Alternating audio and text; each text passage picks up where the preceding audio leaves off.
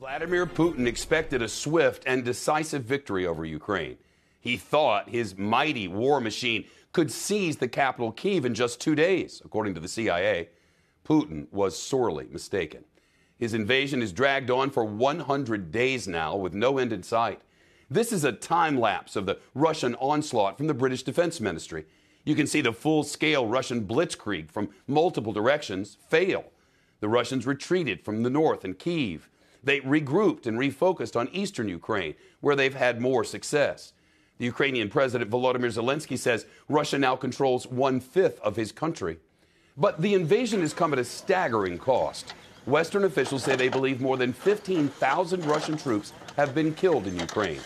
That's about the same number of troops the Soviet Union lost during its disastrous war in Afghanistan over nearly a decade.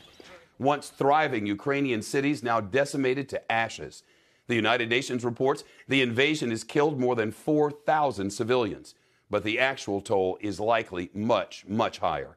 Retired four-star naval officer Admiral James Stavridis, now former Supreme Allied Commander of NATO and now an NBC News international security and diplomacy contributor.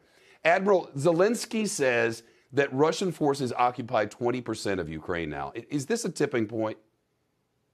I think we're at an inflection point, if I can, Shep. We ought to begin by reiterating what you said up front, that Putin's initial objective was 100% of the country. He's managed to end up now with 20% of the country. That's a failing grade. On the other hand, it is still a fifth of this vast country of Ukraine. So, to your point, we are at a tipping point where both sides, the Russians and the Ukrainians, are approaching the point where there's going to be a negotiation. We cannot simply go on forever. I think in the 2 to 4 month future, we're going to see both sides need to get to some kind of a negotiation, Shep. You know, we're told, Admiral, that Putin's digging in for a long war of attrition and that he thinks the West is going to blink. Does he have the upper hand when it comes to the long game? I don't think so, but I'll admit that, Western attention spans are perhaps not what they should be. But I think the bellwether here is less the American public, more Europe.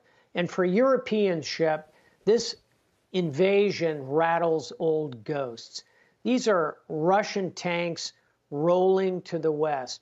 They raped their way across Germany at the end of World War II.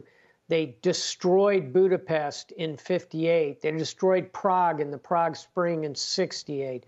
They threatened Warsaw. The Europeans understand, I think now, the level of threat they're facing from Russia. I don't see them suddenly folding up here. Defense budgets are rising. Sweden and Finland are joining NATO. Think about that for a minute. I think Europe has been awakened to Vladimir Putin. They're not going to fall asleep again, in my view. You wrote an op-ed last month, and in it you said the next front in this war will likely be in the Black Sea. Has that played out the way you thought it might, and what does this mean as the war continues? It has played out that way, and thank you for asking the Admiral to comment on the sea. The point here, Shep, is that Russia controls the Black Sea. They've choked off those Ukrainian ports, notably Odessa. And here's the key. 10-20% of the world's grain is parked inside of Ukraine. If we can't get it out, the world, the impact on global food supplies is going to be significant, leading to unrest around the world. So I think the next move in this conflict is going to be cracking that Russian blockade, probably with NATO, Western naval assets to escort those grain ships in and out, much like we did in Iraq in the 1980s. Watch for that. We will. Admiral James Stavridis, as always, thank you.